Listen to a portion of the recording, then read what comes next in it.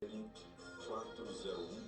Rede Imaculada, 94.5 FM, Brasília, Distrito Federal, semeando a paz pelas ondas do rádio.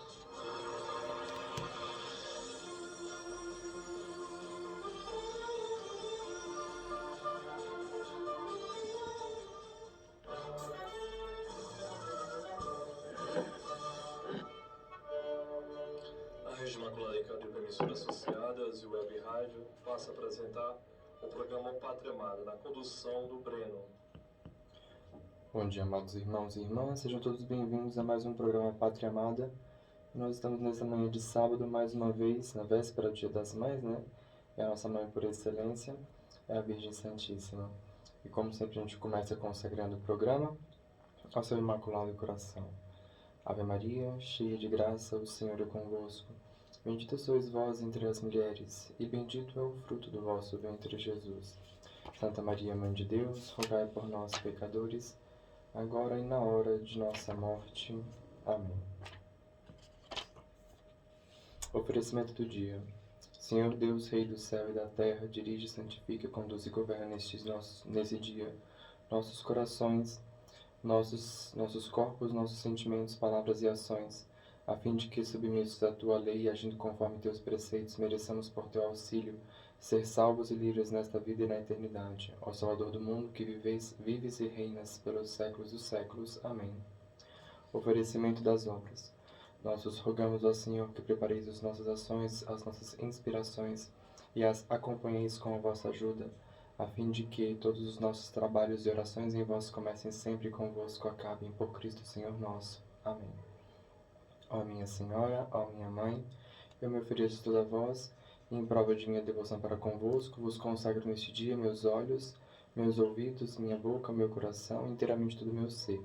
E como assim sou vosso, ó boa e incomparável Mãe, guardai-me e defendei-me como coisa de propriedade vossa. Amém.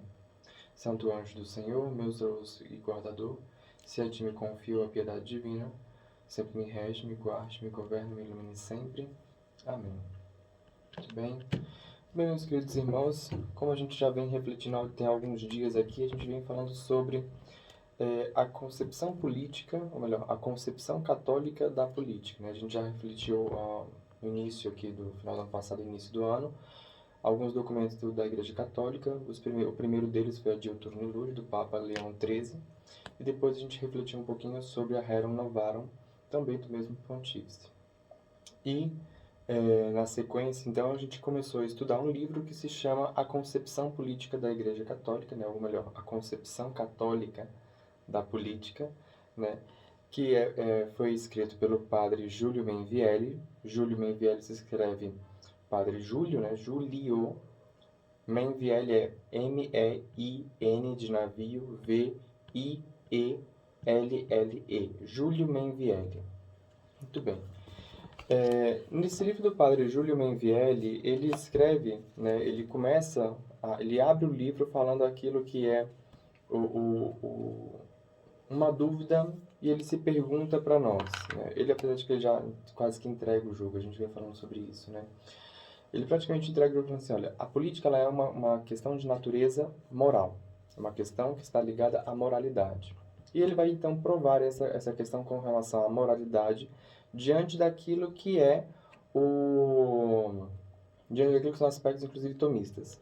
Ele se abre, então, faz 3 perguntas especificamente. Mas vamos fazer uma breve revisão aqui de o que se trata antes. A introdução que ele faz com relação à política. Ele fala assim, que primeiramente a política ela deve servir ao homem. Só que antes de dizer o que é a política e dizer o que a política de fato está fazendo, tem que dizer e explicar o que é o homem. E ele então, brevemente, diz que o homem é um ser com necessidades materiais, porque tem um corpo, mas sobretudo com necessidades intelectuais, morais e espirituais, porque tem uma alma imortal. Então, ou seja, ele já coloca aqui aquilo que é a completude das necessidades humanas. E então, a partir disso, ele diz que, deste princípio, né, tendo isso como base, nós vamos então aqui constituir uma coisa que é a política, uma política humana. Ele não trata aqui necessariamente de política cristã, apesar de que no parágrafo seguinte, quando ele especifica isso, ele vai dizer que pelo fato de ser cristã, ela também, ou pelo fato de ser humana, ela também se consagra como cristã, embora não seja em excelência, mas ela já atende aquilo que é o cristão, porque sendo cristão, ela tem que ser bem mais do que aquilo que é o entendimento daquilo que é meramente humano. Então, a gente pega aqui, na próxima parte, ele vai dizer então, que a política, ele vai se perguntar, né? Se a política ela é uma coisa meramente natural, ela surge naturalmente como as pedras surgem, se ela é de fato um aspecto da natureza, se ela é um aspecto, e por ser um aspecto da natureza, necessariamente o ser humano estaria implicado a ela, de modo a obedecê-la invariavelmente e a servir a essa política, ou ele é um aspecto da liberdade humana, da plena liberdade humana, ou seja, o ser humano pode fazer ou pode não fazer, que tanto faz. Como, por exemplo, são as obras de arte. Porque as obras de arte, se você fizer as obras de arte ou se você não fizer, isto em nada afeta aquilo que é a sua condição de vida, em termos morais. Ou se ela é uma implicação moral, ou seja, o ser humano é obrigado a fazer, mas ainda sendo obrigado a fazer, ele é livre por fazê-lo ou não. Isso é uma condição moral. Então ele vai continuar, e aí vem justamente aquilo que ele fala, e ele começa então falando acerca daquelas duas grandes correntes, e nós mencionamos a primeira corrente aqui, que era uma corrente da l'Action française, e ela era majoritariamente defendida por Murat, Maurice Murat.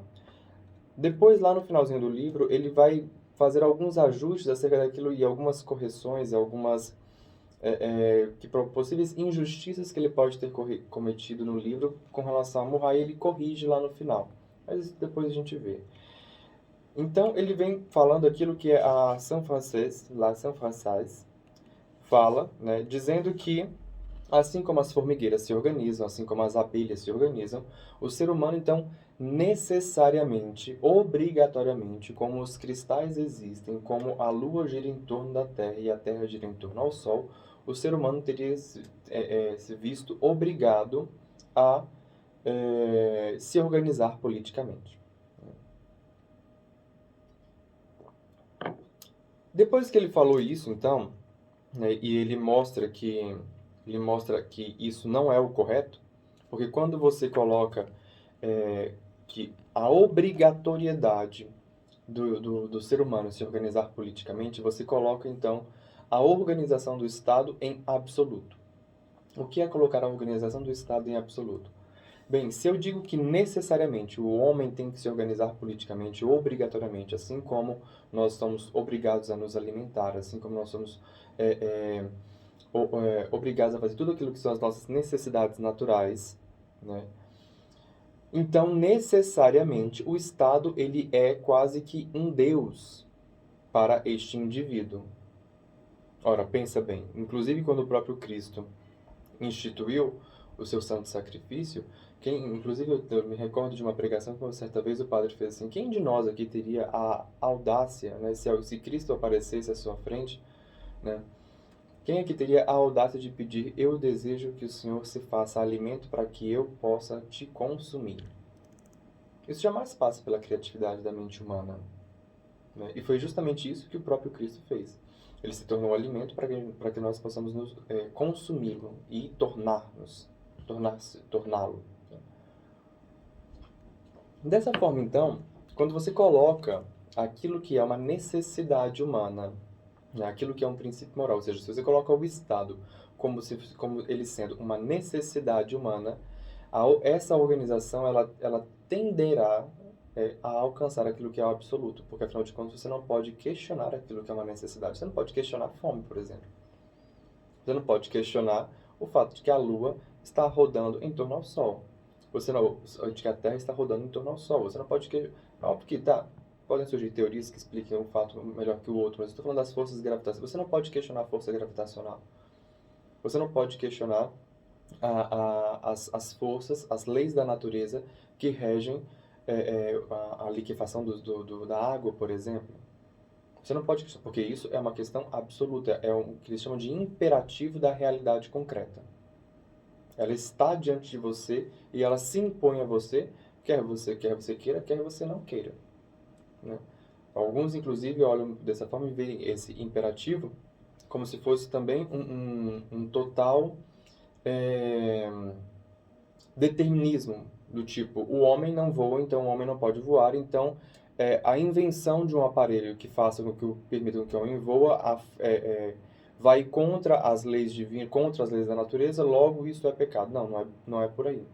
Né? Porque quando o homem desenvolveu um aparato para voar, que é o avião, ele não estava infringindo as leis da natureza, mas muito pelo contrário. Se ele tivesse infringindo as leis da natureza, o avião cairia. Ele estava justamente se utilizando das forças naturais, das forças da natureza, para poder criar um aparato que voasse, que imitasse os pássaros e voasse. Ou mesmo um foguete que vá para além daquilo que é além da atmosfera terrestre. O que eu quero dizer com isso, então, quando se coloca, e quando eu estou falando aqui, é muito importante que isso fique claro, quando se fala aqui de leis da natureza, essas leis, elas não foram, é interessante que como se fala, Isaac Newton descobriu a lei da gravidade, ele não criou a lei da gravidade. Essa, inclusive, é a grande diferença entre o aspecto científico, porque a ciência, ela busca justamente como que uma pessoa que sem ser dotada da visão, tateia a realidade de aspectos que ela não pode enxergar, como por que uma maçã cai, por que uma pedra cai. E identificar que ali existe uma força e qual é os princípios, né, que essa força, que existem nessa força e que eu vou então explicar estes princípios. Foi isso que Newton fez. É isso que a física faz, é isso que a química faz, é isso que as ditas ciências naturais devem fazer. Elas leem a natureza e transcrevem na nossa linguagem aquilo que está acontecendo na natureza, a princípio. Muito bem. A pergunta que se faz aqui é: a política, ela faz parte deste escopo de leis e nós então estaríamos aqui como seres humanos meramente observando essa realidade organizacional e transcrevendo estas leis que seriam naturais para o papel, para que a gente possa entender esses princípios, ou ele é plenamente livre? E aí a gente chega justamente no aspecto onde se trata aqui de Rousseau. Quero voltar um pouquinho antes aqui para mencionar para vocês um aspecto que é com relação à metafísica. A gente já falou disso anteriormente, né? E eu falei para assim, não se assuste, vocês que estão aí sentados escutando, ou então tá lavando louça, ou então tá fazendo alguma coisa, tá limpando a casa, né? E tá aqui escutando a rádio. A gente não tá falando uma palavra muito difícil. A gente também não pode ficar assim, toda vez que escuta uma palavra difícil, quer fugir, não, em frente. A gente tem que enfrentar, a gente tem que ter essa pulsão interior de enfrentar aquelas coisas que aparentemente são estranhas para nós, né? Então, a palavra metafísica, ela aqui, o padre Menvielli colocou uma explicação que eu achei simplesmente brilhante acerca da metafísica, que ele fala que a metafísica é se referir à sabedoria se referir, metafísica consiste em se referir à sabedoria que considera os princípios do ser. Metafísica é a sabedoria que considera os princípios do ser. Então, essa sabedoria que considera os princípios do ser, né, vai considerar, por exemplo, que as coisas como elas são. E aí você vai olhar assim, e aí vem justamente aquilo que são os quatro elementos que constituem cada um dos ser. Deixa eu aqui pegar para poder dizer com maior propriedade. Cadê? Tá bem aqui para pouco. Aqui. As quatro causas que constituem todo e qualquer ser. Todo e qualquer ser, e quando eu falo ser, eu não estou falando eu estou falando ser no sentido de ente, no sentido daquilo que é o pensamento de São Tomás de Aquino, quando ele fala e ele explica o que é o sentido do ser. As 4 causas são causas eficiente, causa material, causa formal e causa final. Causa eficiente, causa formal, causa material e causa final. Daí, inclusive, ele considera, eu vou dar aqui um spoiler, né? Eu vou furar aqui um pouquinho a fila, onde ele fala assim, ó, resumindo, a sociedade política é essencialmente moral. Essa aqui é a conclusão dele. Porque o movimento que do movimento que a origina. Porque de ordem moral é a lei fundamental que a rege. Daí deve permanecer intrinsecamente dependente da ordem teológica.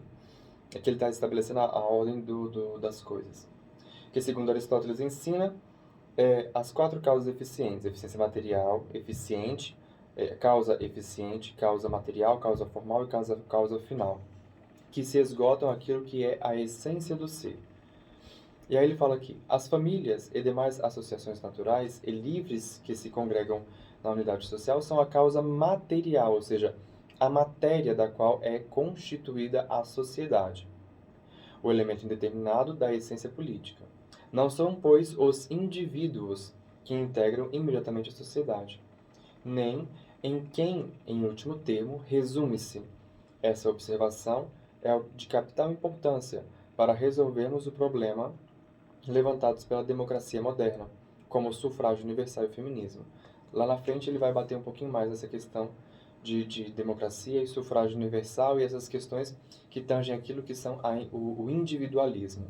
Como ele falou, inclusive deixou bem claro na introdução, que todos esses termos, individualismo, feminismo, sufrágio universal, feminismo, né, que quando liberdade, quando levados ao absoluto ou ao absolutismo, geram necessariamente autoritarismo ditatoriais que necessariamente vão suprimir direitos de indivíduos, né, de determinados grupos.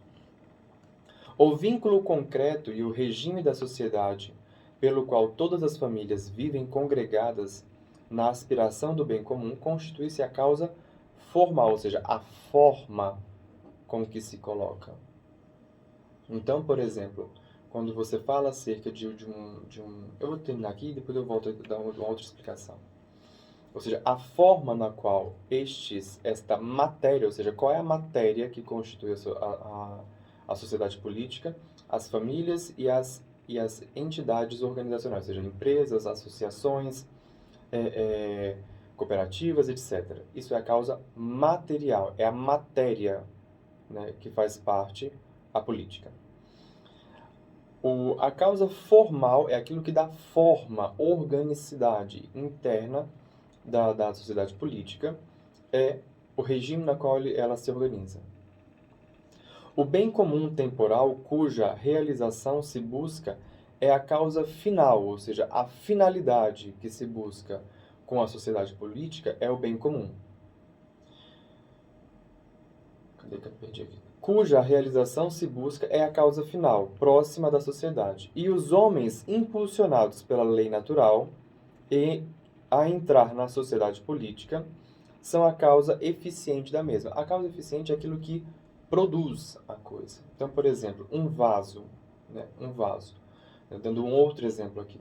Um vaso, ele é feito, né? A causa material deste vaso é a argila, é o barro, né? Porcelana.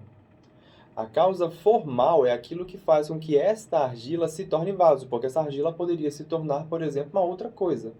Ela poderia se tornar uma bandeja, ela poderia se tornar um copo, ela poderia se tornar outra coisa. Mas o que faz com que esta argila seja um vaso e não um copo é a forma, é a causa formal. A causa eficiente é o indivíduo ou a máquina que fez com que esta argila adquirisse aquela forma, para que então ela possa ter a sua finalidade, que é a causa final. E dentro de causa final este vaso ele vai servir como um adorno para colocar, ou então para colocar água, ou então para colocar uma flor dentro, né? É para que fique bem claro que quando nós estamos falando de metafísica, a gente está tangenciando por isso. A gente não vai entrar muito na metafísica, não. Você tem que entender o que é causa final, causa material, causa eficiente e causa formal. É basicamente isso, tá bom? E aí, então, ele vai aqui agora começar a falar um pouquinho acerca daquilo que é a liberdade, né? Falando um pouquinho sobre Rousseau. já falou com relação àquilo que é o autoritarismo, né, que nós falamos, agora eu vou falar um pouquinho de Rousseau. E o que ele fala sobre Rousseau? Em Rousseau, o patriarca do liberalismo, a sociedade é um produto artificial elaborado pelo indivíduo para assegurar sua intangível liberdade individual. Vou repetir. Em Rousseau, o patriarca do liberalismo, a sociedade é um produto artificial elaborado pelo indivíduo para assegurar a sua intangível liberdade individual. Ou seja, Rousseau está falando aqui que a sociedade ela se cria para proteção, que ela se cria livremente para proteger a intangível liberdade individual de cada um dos indivíduos. Examinando empiricamente, ou seja, observando na realidade, né, aquilo que a concepção política de Rousseau e da l'Action française achamos completamente opostas. Né? De fato, l'Action française vai dizer que a sociedade ela é uma imposição da natureza, uma imposição daquilo que é a realidade concreta. E quando eu falo imposição aqui, não sinta você aí em casa como se isso fosse uma força que te oprime. De certa forma, o é. Né? Mas ela não te oprime no sentido de nós nos revoltarmos contra esta força que nos é imposta, porque esta força é a própria criação de Deus. E revoltar-se contra esta força, que é a realidade concreta que tangencia todos nós, né, e nos limita, é revoltar-se contra a vontade do próprio Deus, porque foi Deus quem criou tudo isso. Né? Se você vai na janela e pula da sua janela e cai no chão, né, e você vai ficar revoltado porque você não voa sem estar no avião como os pássaros, você está se revoltando contra aquilo que o próprio Deus criou. Tá bom? Então, em última análise, revoltar-se contra a realidade concreta, revoltar-se contra a realidade que nos constitui, é revoltar-se contra o próprio Deus. Eu não estou aqui agora falando, por exemplo, de realidades sociais que devem e podem ser transformadas. Né? Pessoas que vivem em situações de extrema miséria, né? Isso não é uma imposição da natureza. Isso são duas coisas diferentes. Eu não estou falando de realidades sociais, eu estou falando da realidade concreta, que se trata da natureza dos fatos, ou seja, uma pedra é pedra, gente é gente, cachorro é cachorro, gato é gato, essas coisas. Tá ok? Já aquilo que é a realidade social, não, a realidade social ela pode e deve ser transformada. Pode e deve ser transformada. Então ele fala aqui que essas duas coisas são polos praticamente opostos, né? Essa faz da política uma física, ou seja, l'Action française faz da política uma física e aquela uma mera arte. O ser humano pode ou não se organizar, ou ele pode viver de uma forma completamente livre. Ele é completamente livre para organizar isso em sociedade ou não. Um fala de derivar integralmente da vontade do livre do homem, como se fosse um artefato qualquer. A outra assegura que é produto da função natural, como nos pâncreas, como a do pâncreas, sem conexão com a vontade do homem. L'Action française lhe atribui como razão de ser o interesse coletivo. Rousseau, a liberdade individual, artificialismo, liberalismo, individualismo. Em Rousseau, fisicismo e estatismo da l'Action française. No entanto, uma consideração de ordem filosófica demonstra que ambas as concepções, ainda que distintas, não são, na realidade, irredutíveis. Uma e outra, do mesmo modo que o autonomismo kantiano implica a adoração do homem, como a exígua diferença de que, se em uma são aduladas suas tendências individuais, a outras se exaltam suas tendências sociais. O que ele quer dizer com isso? Inclusive, eu cheguei a mencionar um pouco sobre isso. Em Rousseau, você enaltece o homem e eleva o homem à condição da divindade pela sua liberdade individual. O homem é plenamente livre. Então, você coloca aí, quando ele é plenamente livre, você o eleva quase que a uma condição divina. Só que, do outro lado, você não rebaixa o homem da condição divina, que é quando você enaltece o Estado como condição divina. Só que o Estado, ele também tem apesar de ser uma condição moral, é uma condição de livre, apesar de ele ser uma condição livre, ele é uma condição moral. E por ser uma condição moral, existe uma obrigação de se fazê-lo. Embora você não seja naturalmente imposto que o faça. Eu vou explicar novamente isso, porque isso precisa ficar bem claro. A natureza te impõe que você coma. Se você não comer, você morre. O mesmo não acontece com aspectos com relação à moralidade. Na moralidade, você é obrigado, nós somos todos obrigados a respeitar e honrar pai e mãe. Mas nós não somos obrigados por uma imposição natural a fazer isso. A natureza não nos obriga. Se você não respeitar o seu pai, se você não honrar a sua mãe, você não vai morrer de fome, como você morre como se fosse de fome. Esse é basicamente o aspecto entre aquilo que é uma obrigação moral e de uma obrigação natural. E para a São Francês, a constituição do Estado está aqui, como se fosse uma condição natural, tanto quanto você tem que comer. E quando você coloca disso, você está também elevando o homem a uma condição divina. E perceba o seguinte, foi o exemplo que eu dei, inclusive, semana passada. O Padre Léo, inclusive, que numa das pregações, foi uma das pregações mais surpreendentes que eu assisti dele, ouvi, né? Não estava presente. Ele falava justamente assim, que ele falava sobre honrar pai e mãe. E quando eu coloquei aqui, percebam que, apesar de você não ser obrigado a fazer, honrar pai e mãe é quase que um culto de adoração, porque honrar só foi utilizado na Bíblia para duas pessoas, para honrar pai e mãe e para honrar a Deus. Então, quando você coloca, né, uma obrigação moral como se fosse uma obrigação natural, você está fazendo com que esta obrigação moral atinja o status quase que divino. Sendo que isso é uma mera...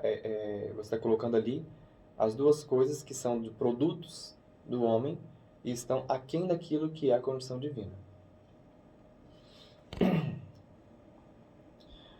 Daniel Hobbes destaca no Le Monde Sans Âme, essa como uma derivação de todos os sistemas modernos aparentemente antagônicos. Ele diz: a natureza humana está feita de tal modo que reclama imperiosamente a existência de um absoluto. Se não o coloca em Deus, se o ser humano não coloca este absoluto em Deus, glorificará a si mesmo, seja no indivíduo, seja nos conceitos dele derivados como raça, nação ou Estado. Eu vou repetir isso aqui porque isso aqui é extremamente importante. O ser humano, quando ele necessariamente busca aquilo que é o absoluto. O que quer dizer com o absoluto? O absoluto entenda assim, o eterno, o máximo, né? O ser humano naturalmente busca isso.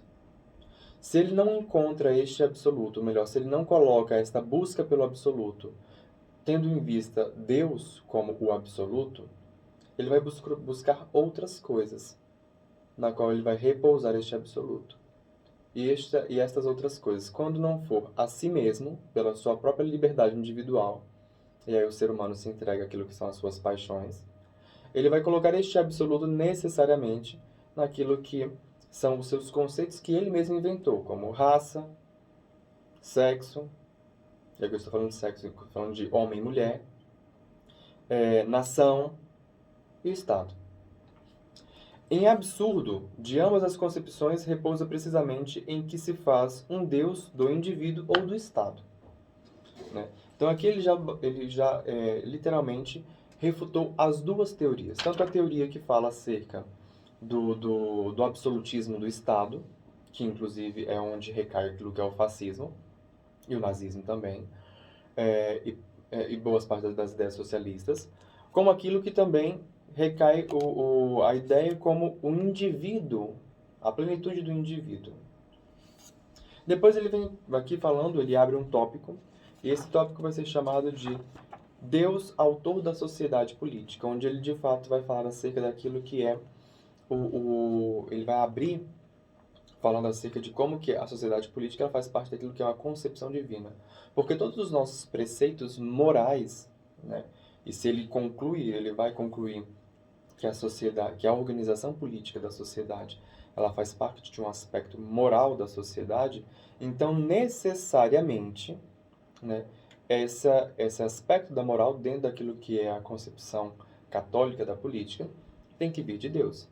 assim como o Decálogo, os 10 mandamentos, que organizam toda a vida moral, né, dos cristãos, vieram do próprio Deus. Amar a Deus sobre todas as coisas, não falar seu santo nome em vão, honrar pai e mãe, né? Então, o Decálogo, ele vem justamente de mandatos divinos. Então, necessariamente, ele tem que falar, olha, se eu estou dizendo que a natureza da sociedade política não vem do indivíduo, e também como da liberdade individual, isso eu também não estou dizendo que ela é uma imposição da natureza, então ela tem que nascer daquilo que é fruto da vontade divina.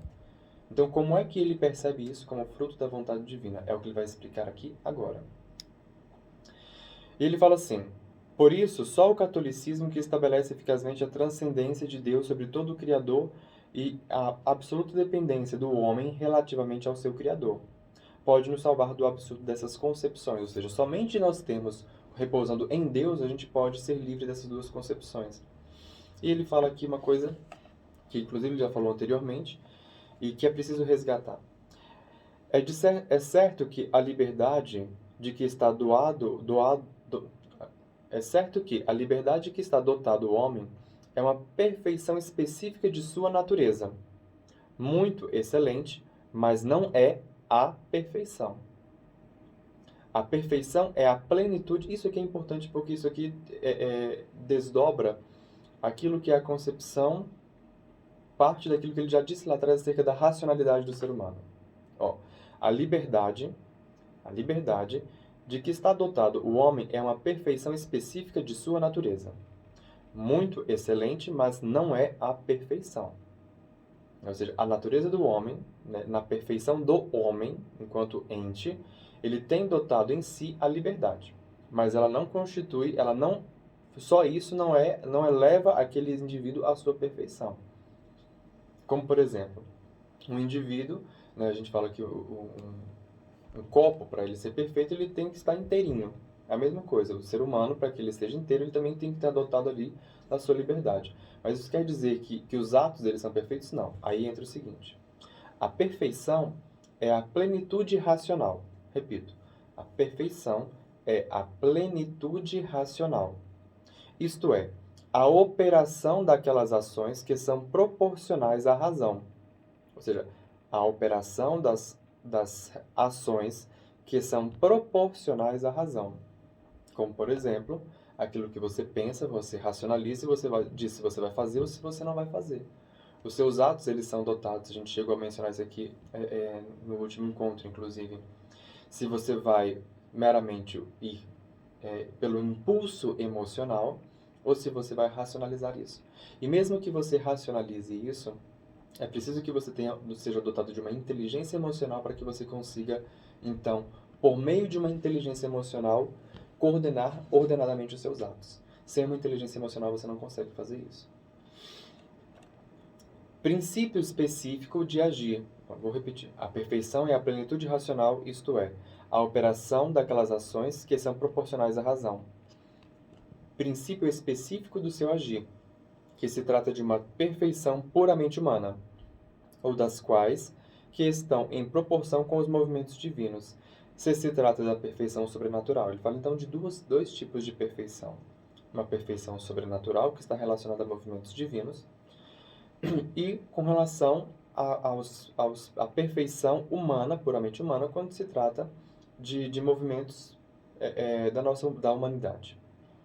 O homem deve aspirar sua perfeição, não nasce com ela. Ele é perfeito enquanto constituição, como ele falou ali. Faz parte da perfeição do homem, mas não é a perfeição. A perfeição está justamente quando você modula, quando você realiza os seus atos dentro dessa liberdade, ou seja, você opera as suas ações, você realiza as suas ações proporcionais, que são proporcionais à sua razão. Essas operações dentro, e aí sim você modula a sua liberdade. Coisa que não é o que Rousseau pregava. O homem deve aspirar sua perfeição. Não nasce com ela, mas pode possuí-la. Sua inteligência, que entra um outro elemento, a racionalidade. Né? A gente falou anteriormente da racionalidade, aquilo que é proporcional à razão. E aqui entra um outro elemento, que é a inteligência. Coisa que, inclusive, ele definiu lá anteriormente no início, o que constitui o ser humano. Vamos recordar. Ele diz: o homem é um ser com necessidades materiais porque tem um corpo, mas sobretudo com necessidades intelectuais, morais e espirituais. Então o homem tem uma inteligência. E por meio dessa inteligência ele é capaz de conhecer as coisas. E conhecer também aquilo que é a vontade de Deus. Sua inteligência e sua vontade têm capacidades, de certo modo, infinitas, como o ser, que é o seu objeto adequado. Ou seja, qual o ser, e ele colocou aqui esse ser com S maiúsculo. Mas, com respeito a este ser com S maiúsculo, encontra-se em estado de pura possibilidade. Dentro da metafísica, isso aqui é uma coisa que se chama de ato e potência. Né? Então, quando se fala de ato e potência, a potência é aquilo que você pode vir a ser. A gente acha, inclusive, não confunda, por exemplo, neste momento aqui, a onipotência divina com isso, porque Deus em si não tem potência. Aqui eu posso confundir um pouquinho, mas a gente já vai explicar. Deus ele não tem potência porque, apesar de ser onipotente, mas justamente por ser onipotente ele não tem potência. Confundiu? Mas vamos lá. O que é a potência? Potência é a capacidade que um indivíduo ou uma coisa tem de ser outra coisa. Por exemplo, a argila, que nós mencionamos aqui, tem a potência de se tornar um vaso. Né? Desde que exista uma causa eficiente, ou seja, o ser humano ou alguma coisa, uma máquina, que vai agir sobre esta argila de modo a fazer com que essa argila faça com que ela se transforme, modele ela para que ela vire um vaso. Assim como também o ser humano tem a potência de se tornar um ser, um outro ser, e melhorar dia após dia. Ele pode ir, então, mudando, assim como, por exemplo, ir também piorando. Porque a potência não é somente para coisas boas. A potência é meramente a capacidade que um ser tem, que uma coisa tem, de hoje estar em uma situação e amanhã estar em outra situação. Isto é a potência. O ato é aquilo que o ser se encontra naquele momento. Então, o ato é uma situação estabilizada. Né? Em ato, a argila é a argila naquele momento, uma massa. Mas quando você pega a argila, modela ela e transforma a potência que ela tinha em vaso, então naquele momento o ato é o vaso. A argila está em vaso. Mas que ao mesmo tempo já adquire instantaneamente a potência de, por exemplo, se quebrar ou de ser remodelado. Enfim. Deste modo, então, Deus ele é puro ato, porque ele não pode se tornar outra coisa. Deus ele está em sua perfeição absoluta. E estando em sua perfeição absoluta, ele não pode vir a ser algo mais ou algo menos. Ele já é. É por isso, inclusive, que na Bíblia fala sobre aquele que ele é. Deus é. Ele não vai ser, ele não vai deixar de ser. Ele é. É por isso que fala que Deus é o puro ato. E por ser puro ato, ele também pode se dizer onipotente, porque ele já encerrou toda a... Não é que ele encerrou, ele encerra-se em si, né? Porque quando se fala que encerrou a sua potência, a impressão que dá é que ele antes não era alguma coisa, mas isso só existe uma escala temporal para os seres que estão dentro de uma escala temporal. E Deus não está dentro de uma escala temporal, mas ele abarca o próprio tempo. Então, ele encerra em si, dentro de si, né, toda a potência de tudo e absolutamente tudo que existe. Senão ele não seria puro ato. Né? Ato é aquilo que já é. Neste sentido, quando você olha, então, a potência e ato, você vê aquilo que nós temos aqui do ser humano, que foi expresso aqui. O homem deve aspirar sua perfeição, mas não nasce com ela, mas pode possuí-la. Sua inteligência e sua vontade, ou seja, essa perfeição aqui, isso é outra coisa que inclusive aprendi com o Padre Léo. O que é ser perfeito? Né? Seja perfeito como o Senhor teu Deus é perfeito. Né? A perfeição é algo que o ser humano só encontrará no momento de sua morte. A perfeição é algo que o ser humano só conseguirá encontrar no momento de sua morte, porque perfeição quer dizer feito por completo. Aí sim você se torna ato, puro ato. Você não tem mais aquilo que você não pode ser, você não tem mais o que fazer. Né? E aí sim, Existe, então, o julgamento daquilo que vai ser feito da sua vida, você vai, né, a danação eterna ou a salvação eterna. Então, quando se fala que o homem deve aspirar à sua perfeição, está falando justamente daquilo que é a potência a potência da perfeição. Quando fala de perfeição, está falando de coisas boas. Como eu falei anteriormente, em potência podemos ser coisas boas ou coisas ruins. Em potência. Não nasce com ela, mas pode possuí-la. Sua inteligência e sua vontade têm capacidades, de certo modo, infinitas, como o ser, com S maiúscula, que é seu objeto adequado. Mas, com respeito a esse ser, com S maiúsculo, encontra-se em estado de pura possibilidade, ou poderia também dizer aqui, de pura potência, como uma tábua rasa, na qual nada se escreveu. Deve alcançá-la com seus atos, tendendo ao ser, com S maiúsculo, tendendo a este ser em potência, este ser em perfeição, perfeito, acabado, encerrado. Ou seja, o homem ele se encerra igual perímetro, fechou todo o perímetro, está completo, está encerrado. Né? Como uma obra de arte, inclusive. Né? A vida, quando ela se encerra, é como se finalizasse, ela está concluída, está perfeita, está acabado. Deve alcançá-lo em seus atos, né? Tendo ato, inclusive, que é neste sentido que eu falei, acerca daquilo que é ato e potência, tendendo ao ser que está fora dele. Este ser está fora de nós e nós estamos tendendo a ele. Né? Com seus atos livres. É por meio de atos livres que nós alcançamos aquilo que é o ser que está fora de nós e que é o ser, digamos assim, em estado ideal, em estado de perfeição. Mas não basta que sejam livres para que lhes aperfeiçoem. Deve ser atos bons, livremente exercidos. Eu vou repetir isso aqui porque isso aqui tem a ver com aquilo que é o conceito de política dentro do aspecto ligado à moralidade, e que eu já repeti aqui várias vezes, mas eu quero repetir, deixar isso bem gravado, porque a gente vai justamente mergulhando naquilo que é o aspecto. Por exemplo, eu falei aqui todo aquilo que é a profundidade acerca da potência do ser humano, acerca da potência ato e o aspecto metafísico. E quando eu estou falando aqui, e voltando já, e trazendo todo esse conhecimento que nós adquirimos para aquilo que é a política. Óbvio que eu quero deixar isso aqui bem claro, tá bom? Se algum dos senhores que estão me ouvindo, que estiverem me ouvindo, decidirem ingressar na vida política, ou já estiverem na vida política, forem querer dar aula de metafísica dentro de partido político, por favor, não façam isso, nem falem que eu ensinei isso, porque não é para se fazer isso. Isso aqui é para ficar bem claro, tá? O que eu estou ensinando aqui são os princípios que regem aquilo que são a sociedade dentro de ato, potência, metafísica. Que você tem que ter estes conhecimentos, mas isso aí não é para você sair ensinando na rua. Você também não estou dizendo que é proibido, não é proibido, mas é porque o pessoal vai olhar para vocês lá e como vocês devem estar nesse momento olhando para o rádio de vocês, assim, esse cara deve estar muito doido, né? Porque isso aí não se aplica à vida real. Eu estou ensinando princípios que você precisa compreender como que eles funcionam para ver como que as coisas aconteçam e falar, é aquilo que o Breno falou. O Breno explicou isso, explicou aquilo. Mas você não vai, por exemplo, subir num palanque político como candidato e falar, agora aqui a gente vai aqui eleger uma pessoa e eu vou explicar para vocês quais são os princípios metafísicos. Por favor, não se trata disso. Pelo amor de Deus.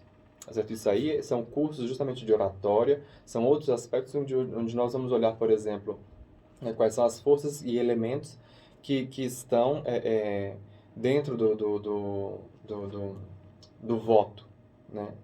E isso aqui é com relação a uma pergunta que o padre Júlio Menvielli fez, de onde que se enquadra a política dentro do aspecto da sociedade. Eu estou enquadrando a política.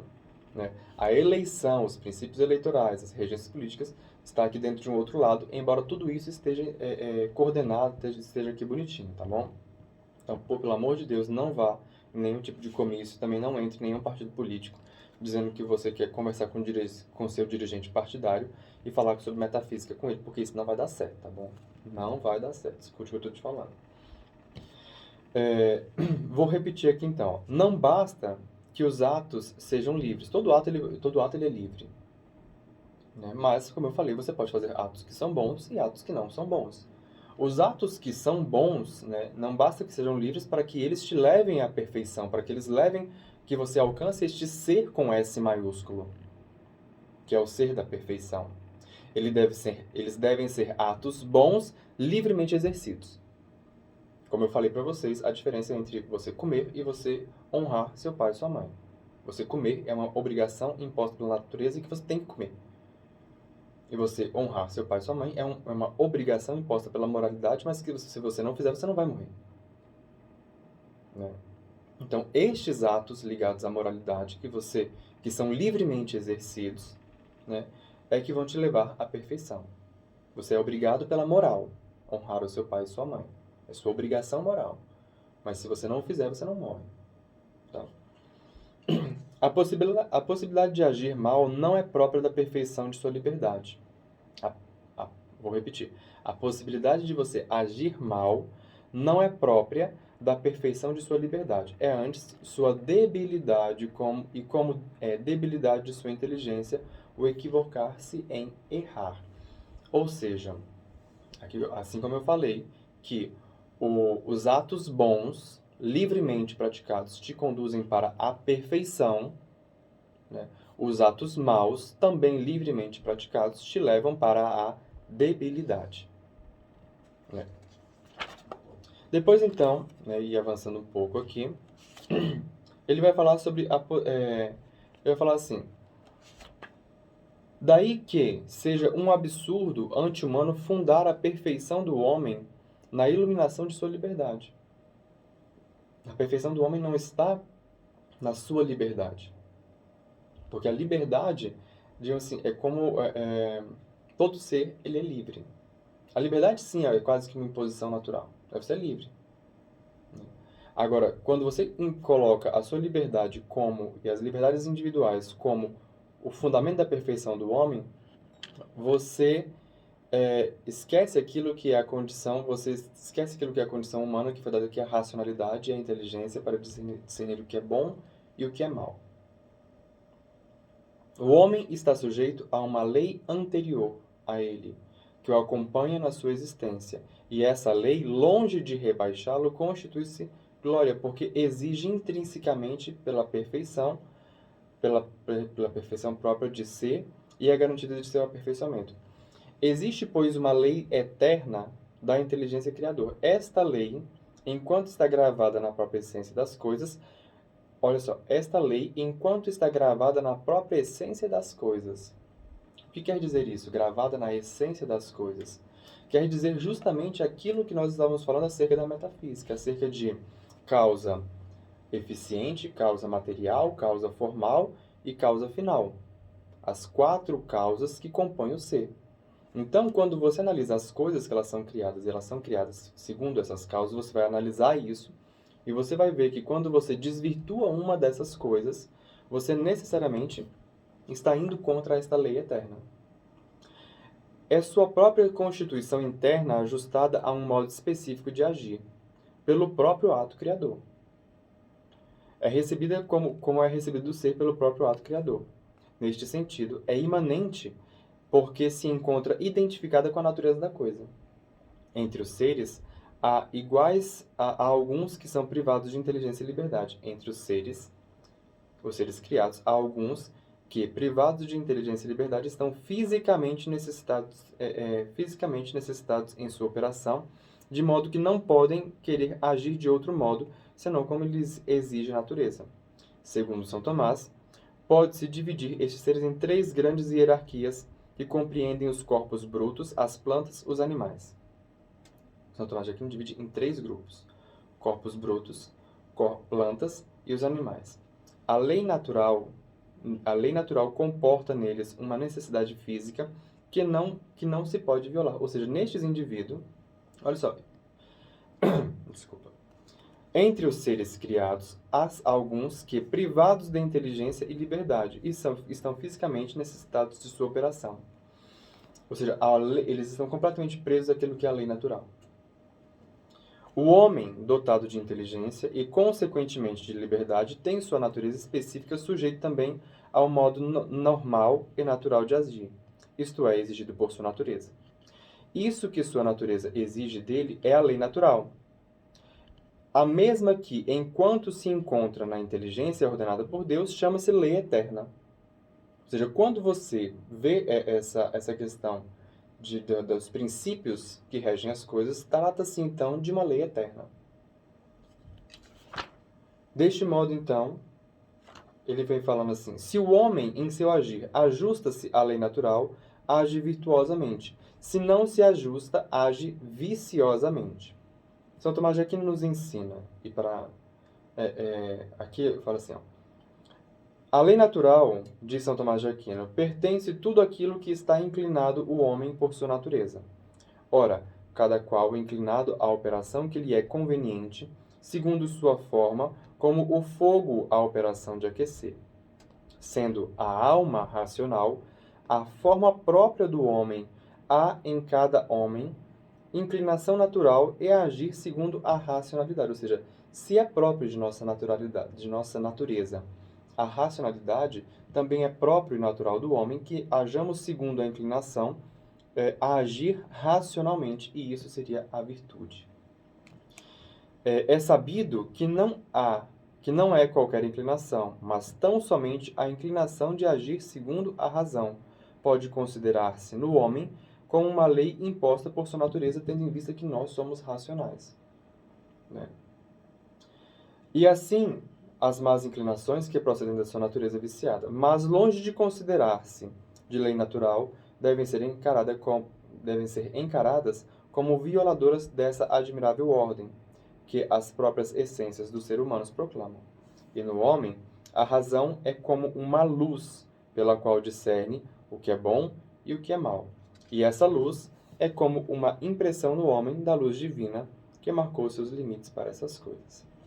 Ele vai dar continuidade aqui a outras observações para, de forma categórica, concluir, então, que a política ela está enquadrada não dentro de um aspecto de uma lei natural, não dentro de um aspecto de uma lei, de uma plena liberdade do ser humano, mas ela se enquadra, então, dentro de um campo daquilo que é a moralidade. Assim, então, a gente deixa para o próximo sábado, né, a continuidade dessas reflexões. Eu espero que vocês tenham gostado. Né? Eu sou Breno Paradello. Se vocês quiserem me acompanhar, também estou nas minhas redes sociais, breno.paradello. Alguns costumam também entrar em contato pelo meu WhatsApp, que é 981579230. 981579230. Agradeço a todos pela participação e de darem a sua atenção e escutarem essas reflexões aqui, este aprendizado. Muito obrigado a todos e até semana que vem, às 10 horas da manhã.